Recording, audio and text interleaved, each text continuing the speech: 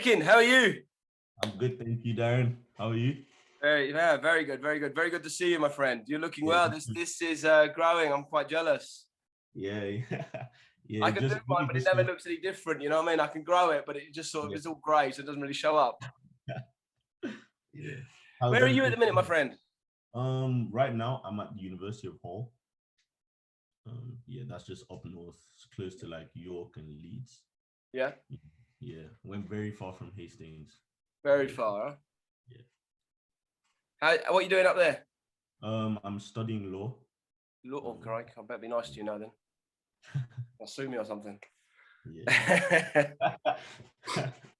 Right, maybe I won't say some of the stories I was going to say. It's fine. Okay, You won't get in trouble.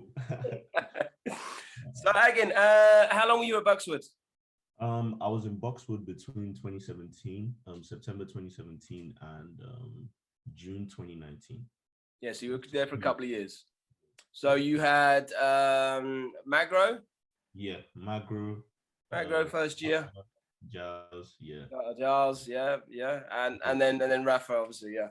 yeah. So how did you find it? Because obviously, well, I mean, for you guys, you were probably expecting to come into a school that had Chelsea and what have you all running around, and that disappeared the summer before you arrived. So I mean, like when I first heard about the Chelsea thing, like I was really excited, but because someone like me that really loved football, like when I found out that they were no longer there, like it really didn't matter to me because I just wanted to play football at football school.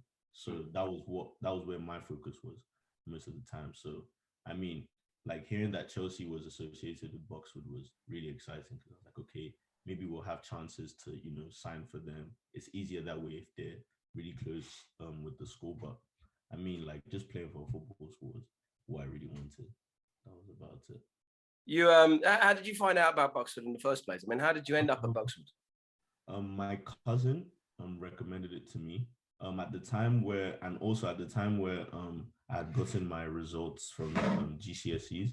Um, I didn't decide on which school I was going to go to, so I just told my dad, okay, like I really want to go to a football school. So we searched for the best football schools in on Google and in England, and Boxwood happened to be one of those schools. So I think it was between Boxwood and Beeds, and yeah, chose Boxwood, of course. What swung it for you? Well, hearing that they were associated with Chelsea, like that was it for me. And then hearing about like the different opportunities we would have, like going on trips like we did over the 2 years. So that really swung it for me. Yeah. So as you said, you arrived. You found that Chelsea had exited stage left, and but it didn't worry you. What was the best thing? What was the best thing that stood out for you?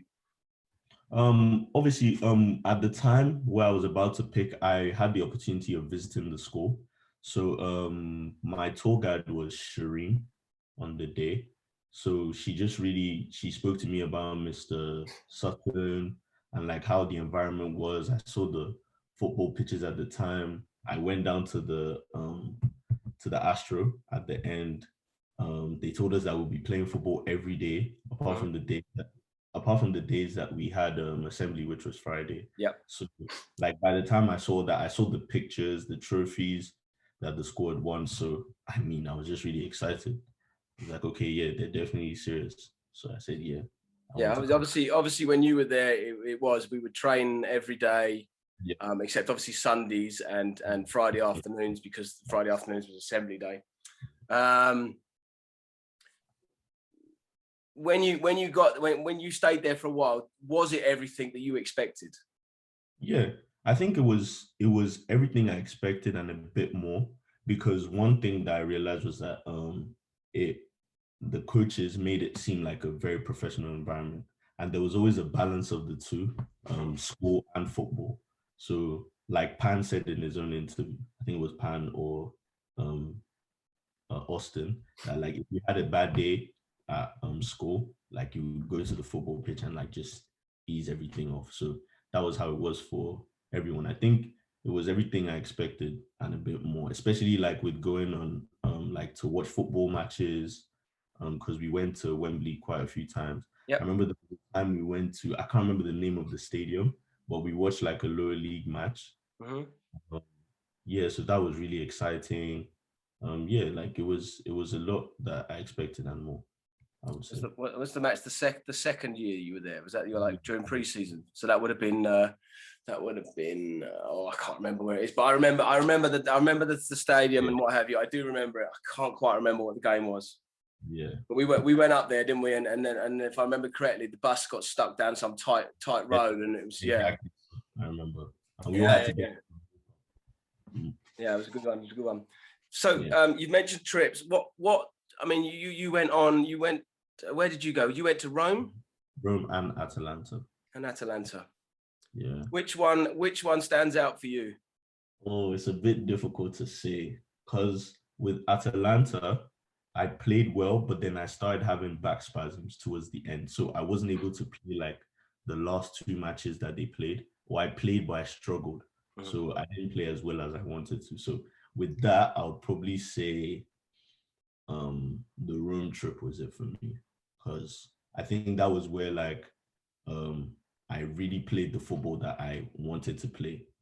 Or I kind of surprised Magro, so to say. I think that would be it.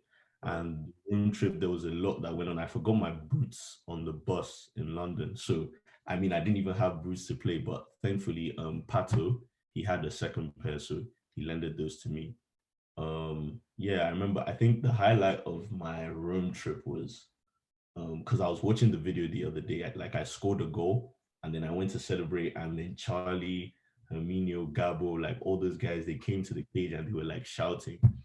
Like, yeah, that was really nice. I scored 2 goals that day as well. So yeah, you'll have to send me any videos and stuff, because I'm quite happy to stick them on as like, so we can have them as memory channel or something. It'd be great. Yeah, I'll send it to you after. Yeah, send me everything. Listen, the more I got, the better. I love it because, as I say, and I say this because obviously I speak to Magro quite regularly. Yeah. And one of the things for me doing these interviews and talking to you guys and what have you has been that, you know, that first year that we, that me and Magro were there because it had gone from the previous team, which was three or four staff plus the Chelsea staff, down to me and him. Yeah. And then John came and joined us, and then obviously Josh also came and joined us a bit later on. But initially it was just me and him, and because it was so full on, it was hectic. You're sort of you don't realize how much fun and how many memories there was until I talk back with you guys, because it just went. It was that fast. It was so quick. It was so quick. Especially the second year. I think the second year went by faster than the first year. Yeah. It was so quick. By the time I know it, like Giles was gone, and then we were with Rafa. So yeah, it was quite quick. Well, I mean, Giles only lasted 6 weeks, so that was the reason why that one seemed short. You know, that is the fastest head of football I've ever had. I'm glad I've got one now that's been there now a couple of years. He's doing really well, and Trevor's fantastic, and we've managed to do so much more with the academy since. And I know this isn't great for you, but since you guys have left, we've actually done a lot. You know, we have a new set of offices with and you know with rooms for analysis. We've got interviews that Prince and the rest of the boys have done. Like, it seems like a lot. We've done well. I mean, the Astro was due to be redone and slightly enlarged last summer, and then of course COVID came along and went, no, that ain't going to happen. So we're hoping, fingers crossed, that COVID will settle down now, and then this summer we can have it all redone. Yeah. Front pitch is still a field of dreams as always, but it is what it is. I mean, listen, look, we do really well. I mean, as you know, the first team and well, we try and actually make it so as many teams as we possibly can from the 15s upwards play at Eastbourne, so that Eastbourne, because that's a really good facility. Yeah, I know. Have you so obviously you played a few games. Any games that stand out in your mind? One game that stands out in my mind. Can I say 2? Because they're actually from 2 different years. Go on. The first one was Magro will definitely remember this because this was in Magro. So we were playing a semi-final, and I can't remember again. I can't remember who it was that we were playing, but I had a bad game that day. Like I had such a bad game. So Magro subbed me off. You know he does that thing. He can put you back on after 2 minutes. He'll sub you off after 10 seconds. So I was so frustrated. So everyone was sat on the bench, and this was in Eastbourne. So I was sat like on the stands, and I just had my head down like this. And I was so frustrated. I was like, what is going on? Why am I playing so bad? And I looked up, and Magro had his phone out. He was recording me. He was saying, Aki, so this is what you're doing, Aki. This is very bad of you. He was like, you're never going to play again. So then all the boys were like, bro, what are you doing? Like, come and play. So I went to jog and everything. Then Magro put me back on. And exactly 2 minutes after I came back on, I scored a goal to put us in the lead because it was in extra time. So I put us in the lead. Then they equalized like maybe 5 minutes after. Then we went to penalties. Then I took the first penalty and I skied it over Eastbourne. Like the ball went so far, like we couldn't find out the net. So I think that was one of the games with Magro that really stood out to me and I remember when I scored, like I went to him and I was like hitting my chest, and then after all that, like I missed the penalty, and then we lost the game. So yeah, that was a bit disappointing. And then another game that stood out for me would probably be this game that we played in Atalanta with Rafa when Rafa was a coach. So I remember I was having my back spasms. Like it was so bad. And then that game, I scored a free kick, assisted Suguru, and it was just I just remember it being just such a happy time. Like I didn't hear Rafa shout at anyone once. Like that was one of those games that like I really enjoyed. Like I enjoyed myself. I played freely. Yeah. So yeah, I think those are two games that really stood out to me in Buckswood. I mean, I love Atalanta. I loved going there, Bergamo. I enjoyed it so much. I mean, we went there twice. I took the juniors the first year, and then we took you guys the second year. Yeah. And I just found it so different from when we went to Rome. Yeah. Because when we went to Atalanta, we were so well looked after. Yeah. And you know, everybody was great. You know, the oppositions we played against, they were friendly, they looked after everybody. It was just a perfect developing environment for us because you know there was nothing to worry about. We just played, and you guys had nothing to worry about. Yeah. When we went to Rome, it was totally different. I mean, yeah. the Rome incident. I mean, you know, I've mentioned it on every video because obviously, you know, you all were part of it. Is that apart from the fight, which was the opposition's fault, it had nothing. I mean, apart from the bad tackle, it had nothing really to do with us, but it was bonkers. Yeah. But it was just totally different. We weren't looked after in the same way. The hotel wasn't as good, you know. And if I'm honest, I mean the 16s. So those that were with Josh, they had a good they had a good competition because not just because they did well, because all the teams there were good teams, but they weren't aggressive teams. They weren't, you know, exactly. So that was a good experience for them. Exactly. But obviously I was with Magro doing the seniors with you, you know, with all the big guys. Yeah. And my personal memory of Rome is not going to be good. Mm-hmm. And you know, as I say, they gave us a day off. Had we gone back, we'd have ended up playing exactly the same team that we had the problem with. So it really didn't work out very well for us at all. I remember you were deciding to like not like play that game because you were just like, I think you were worried about the safety of the boys and you know what would happen if someone made a bad tackle or we scored too many goals or I mean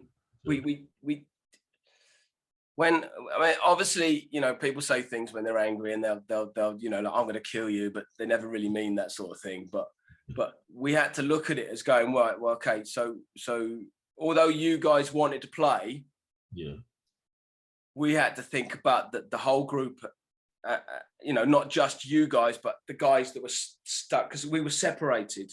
Yeah, I remember that. Yeah. So we had to look at it going, right, well, okay, so let's what would happen if something happened to one or other of the teams? whilst the other one's off site somewhere else. You know what I mean? How would we manage that? That would become very problematic. So, you know, we didn't want anybody getting injured. We wasn't worried about ourselves so much because, you know, we're big, you know, ugly adults. We can deal with it. But it was, and I know Magro will probably message me after he reads that bit and says, "Ugly, speak for yourself." But you know, we had to take that decision. That decision was not about us; it was about the whole group. You know, we had 30 of you there, and so we had to look after you. So it was. We took the decision that it was easier to cancel one where we had the problem, and that way then we could then all support the other team. And we were all together. That means that support mechanism was there, you know? Excuse me. So that was a tough decision for us. But, you know, I would do it again, to be honest. Yeah. I mean, that trip, I would, if you remove the incident that happened, I mean, I feel like I would do that trip again. Because I remember, Tomo and I were meant to play with the seniors, but Magro, as always, tactical genius. He found out that, because I think Tommy and I were 17 at the time, or 16 turning 17, I can't remember. So it was like, birth thing. So it was like, okay, they can play for the under 16. So okay, since they're experienced boys, let them just go and play there. So that was why we were able to even get as far as we were, with the support of some other boys like Patricio, that Salas, Pato, Alan in goal. Can't remember. Colin, Suguru, Park. Yeah, that was a good team. That was a good team. But as I say, with the under 16s, it was great because I can remember you had that team from Argentina that ended up coming along and started doing chants and stuff along with us lot, and it was quite. This is what made it such a more enjoyable event because it just everybody got into that one because they were on the main site. When we went off with the seniors and we had to go to the pitch off the, you know, it was about 45 minutes, an hour away from the main event. Yeah. So, you know, when we went there for the first game, the official first game, we went there and, you know, everything was delayed by half an hour. So we wouldn't have played until about 9:30, 10 o'clock that night. So we didn't actually play the first game. We played what would have been our second game the following day. Yeah. But it was just so poorly run. Yeah, I think the organization was a bit bad. Yeah, I would say that. Yeah, to an extent, it was quite bad. But the main facility was quite nice. Having you guys walking out with your, you know, holding the name up and what have you, and walking around and. Yeah, that was good. I don't know. It made me feel like I was a footballer. So that was really good. Well, I remember that quite well. And the fact we walked around, and I remember I was watching to see reactions of other teams and everybody watched this English team come walking in, this English school team coming in. It was like, you know, because you could see them all. They were all clubs. They were all, you know. Yeah. And we were a school team. Yeah, I remember. Bonkers. Yeah. so you as I say, you went through Magro, Giles for a while, and then Rafa. Yeah. What was the difference between the three of them? With Magro, I think Magro was the toughest of the three coaches. Like AP said the other day, like he had two different personalities on and off the pitch. On the pitch, like he was that like, no, his one rule was don't lose the ball. He hated just losing the ball. So I mean, I don't know. I can't remember whether I played under. I mean, I played under Magro quite a bit, but obviously for the second team, because I mean, I think I only played for the first team like once, and that was probably the last time. But I mean, with Magro, he was a tactical. I just feel like he was a tactical genius. Like he was one of those ones that would like disturb the referee to waste like 2 minutes. And like one thing he loved doing, like he loved playing Khan, because Khan was like a Turkish Luis Suarez. Like that's just who he is. Like he gets under defenders' skins. So he liked putting Khan on to like disturb defenders. You know, like last minute he would have us park the bus. He was always shouting. like Akin, run for the ball, run for the ball. Well, yeah, like I really liked him. I think under him was where like I developed like mental toughness. I think under him was mental toughness, like that, because before that I think I was mentally weak. So under him, like yeah, I think I became mentally tough. I was able to endure a lot of things on the pitch. So I really thank him for that. With Giles, because obviously it was Giles after. I think Giles was the first person, the first coach that gave me like a trial. Because I remember because I was the only one in year 13, the second year that came for the preseason. Because since they said we had a new coach, I was like, okay, I want to meet him before the season starts. So when we first got there during preseason, I remember he took Elise, Elise, and Suguru to a trial. So obviously didn't get selected because I think I was a bit unfit. And you know the way trials go, if you play as a winger, sometimes the midfielders may not want to pass the ball to you. So, but it was still, I still liked the fact that he had confidence in me to take me. So I think under him was where I developed my football the most. There was a thing Giles used to do that used to get everyone like really ticked off. Like we would do drills the whole day for training, like because I think training was like an hour, 30 minutes or 2 hours sometimes. So he used to do this thing where we'll do drills for like an hour, 30 minutes, we'll play for 30 minutes. And as we're playing, he would stop the game. He would tell everybody to stop. And I'm always like, bro, like we're trying to play football. Like, why are you stopping the game? But then I realized after the fact that during the games, like some of the things he explained to us to do, like when we were in training and he would stop the matches, like we did those things on the pitch. So I realized that, okay, like he actually knows what he's doing. So I think I became a bit more patient. But I think under him was where I developed my football the most. And under Rafa was where I felt like, okay, yeah, this is where I'm playing like the best football ever. I think Rafa gave me the freedom to play as I wanted. Rafa was a really nice guy. I think I had a relationship with him out of all three coaches. Um, you know, they were all like father figures, though. I think, especially Rafa and Magro. So yeah, I think I really developed under all three of them, though. Mhm. Yeah, I think that's it. With Mago, as I say, you mentioned that he's tactical genius and the way he would use substitutes, etc., etc. I mean, he would do that all the time. I didn't because, like I said to you earlier, because that first year was so intense. I didn't get to see Magro except when we did trips and stuff. I didn't get to spend time with Magro to see his training sessions and what have you. I did with Rafa, and I did a little bit with Giles. So you know, I managed to learn bits off of them, same as you guys did. You know, it was important. I always found that Magro was much more intense with his play. His training and his style of play was a lot more intense. He was more of a high press guy, like the way Liverpool are. Like you always have to be pressing the ball because when you press the ball, it makes the opposition make mistakes. So I think under him, like that was the most important thing.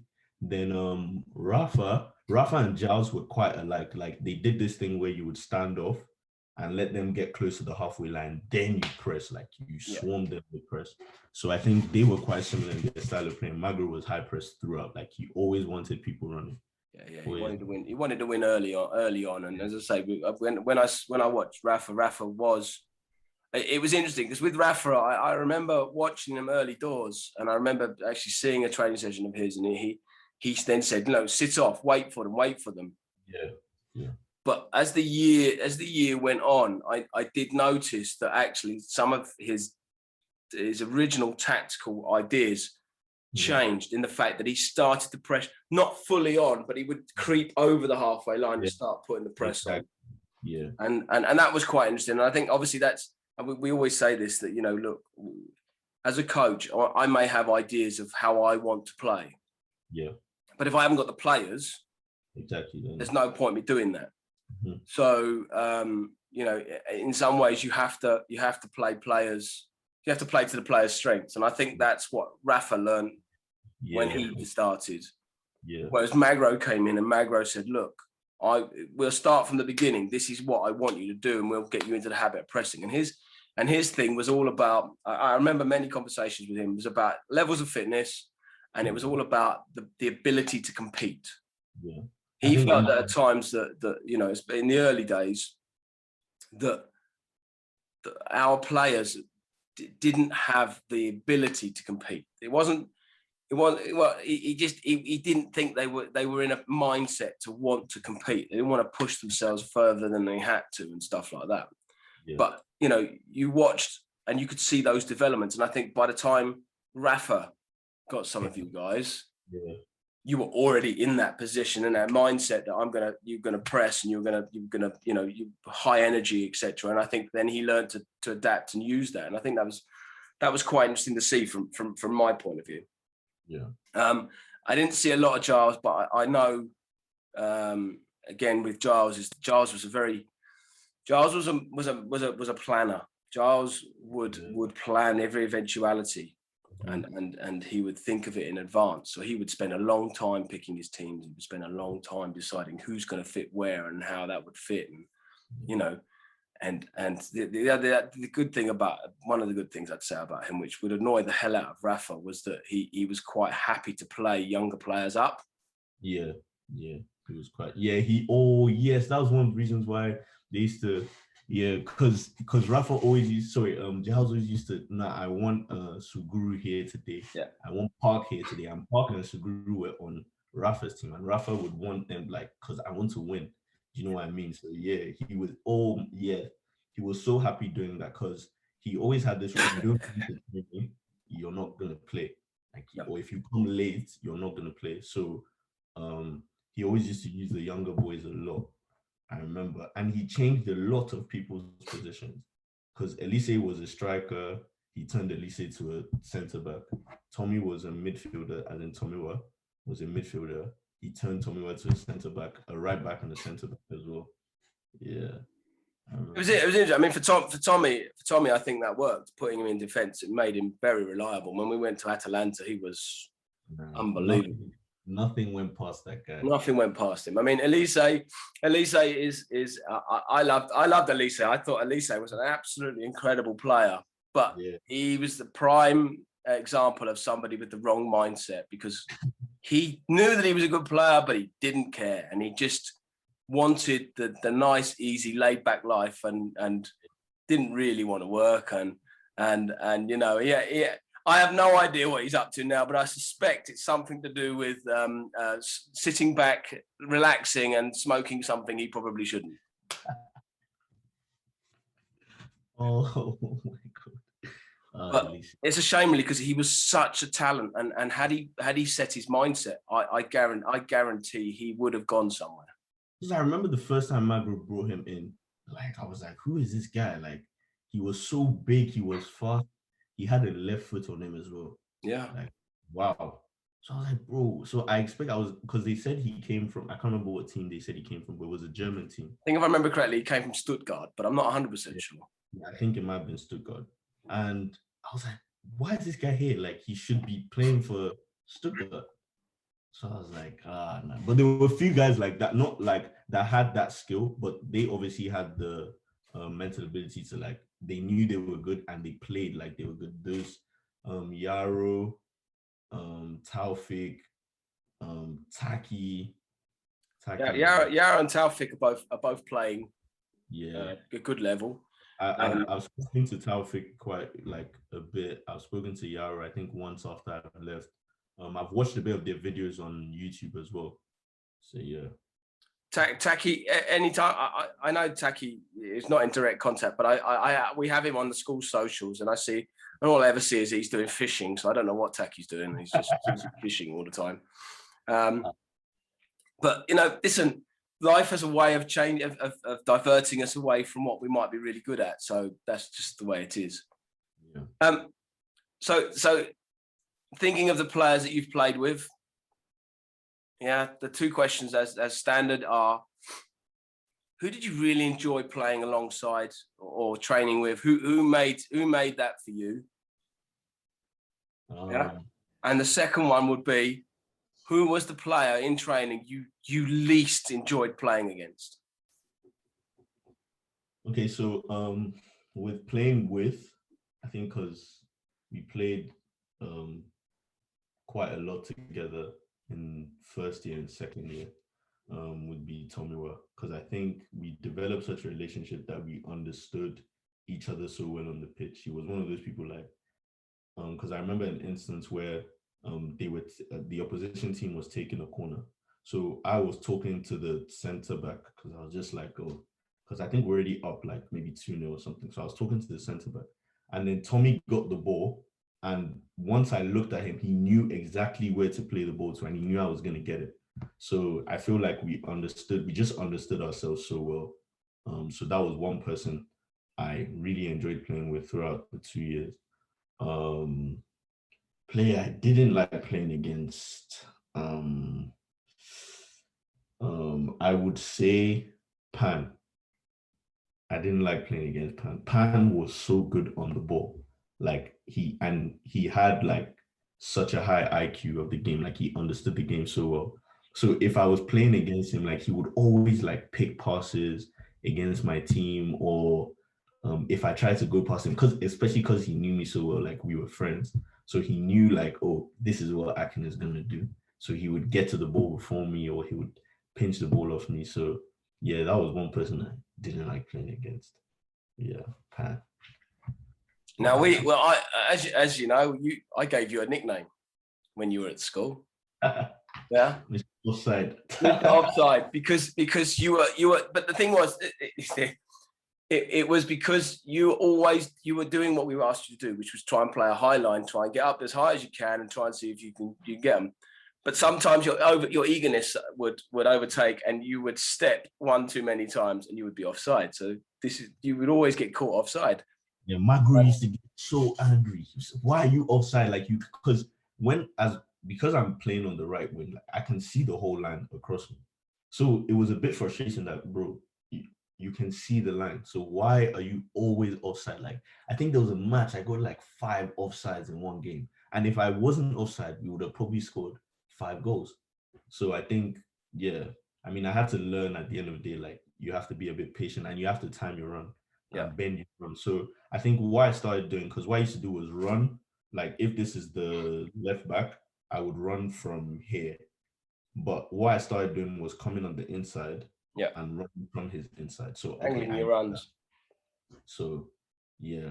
Yeah, I think you'd really suffer under VAR, but obviously, but the thing is, obviously, with school football, we supply a lino, an assistant referee, whatever you want to call them, and they do, and sometimes you come across teams where their person who's doing the line is probably not quite as 100% honest as we would like. Yeah. So we have to give you some benefit of the doubt that some of those offsides may not have been offsides. Well, yeah, I think majority of the time I was offside. But it is. I mean, it is. It's a very fine line. And if the opposition's defense is well drilled, they'll recognise the trigger of when a pass is about to come. Yeah. They make that movement. That will automatically put you offside as the ball's being played, and that is realistically what happens a lot of the time.